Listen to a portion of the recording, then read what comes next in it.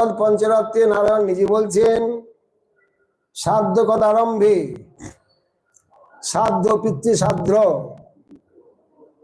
সেই আরম্ভে বলছে নাচরের দস্তু সিদ্ধ লৌকিকম ধর্মমগ্রত উপপ্লবাচ্চ ধর্মস্য গ্লানির ভবতি নারদ।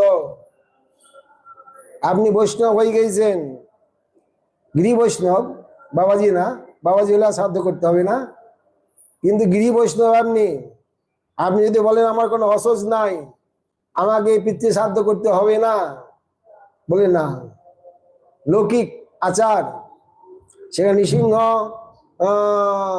নৃসিংহ পুরাণও বলেছেন, বা ভগবান নৃসিংহদেব প্রহ্লাদকে বলেছেন আমার দর্শন মাত্রে তোমার প্রভাবে তোমার বাবা বৈকুণ্ঠে চলে গেছেন।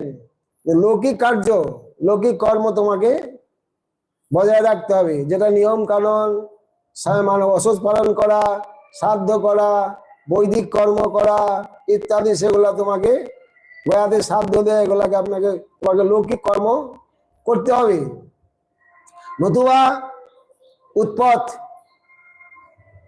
এই জগৎটা বিপদগামী হয়ে যাবে। এবং গ্লানির ভবতি, আমাদের সমাজের মধ্যে গ্লানি প্রবেশ করবে। বিবেকক গৈরত সর্বলোকাচার যথাস্থিত। লোকাচার, যারা বিবেকবান ব্যক্তি তারা লোকাচারকে লঙ্ঘন করবেন না, লোকাচারকে বজায় রাখবেন। আদেয় পদার্থ যত্নেন রক্ষণীয় প্রযত্ন দিতি। ভগবানের যে আদেশ করেছেন বৈদিক মার্গ কর্মকাণ্ড, যারা সেই স্তরে আছেন, বর্ণাশ্রম ধর্মের মধ্যে আছেন, সেটাকে রক্ষা করবেন। রক্ষণীয় প্রযত্নত এতেসাঞ্চ দ্বিবিধা। কর্মব্যবস্থা এবার দুই ভাগে ভাগ করছেন। আগে একটু পূজা ব্যবস্থা দুই প্রকার বললেন, বৈদিক মার্গ, তন্ত্র মার্গ। এখন কর্মের বিধান দুই প্রকার দিচ্ছেন। নারদ পঞ্চরাত্রাদৌ অন্তর্যামী শ্রী ভগবৎ দৃষ্টৈব সর্বারাধনাং বিহিতম বিষ্ণু পাদকেনৈব পিতৃনাং তর্পণ ক্রিয়া। এই কর্মকাণ্ড আবার দুই প্রকার।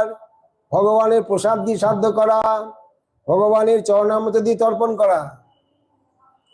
গঙ্গা জল ভগবানের চরণামৃত আর কি, গঙ্গা গিয়ে তর্পণ করলে ওটাই হয়ে যাবে। তাহলে পিতৃতর্পণ বিষ্ণু পাদকে নৈব, ভগবানের পাদকে পিতৃতর্পণ করতে হবে। বৃষ্টির নিবেদিত অন্যেন অষ্টভ্যং দেবতান্তরম ইত্যাদি প্রকারেণ বিহিত। ভগবানের প্রসাদ দিয়ে সাধ্য করবেন, অন্য দেবদেবীকে প্রদান করবেন। পূজা করলেও ভগবানের প্রসাদ তাদেরকে নিবেদন করবেন, অন্যান্য দেবদেবীকে, স্বতন্ত্রভাবে তাদের নিবেদন করবেন না।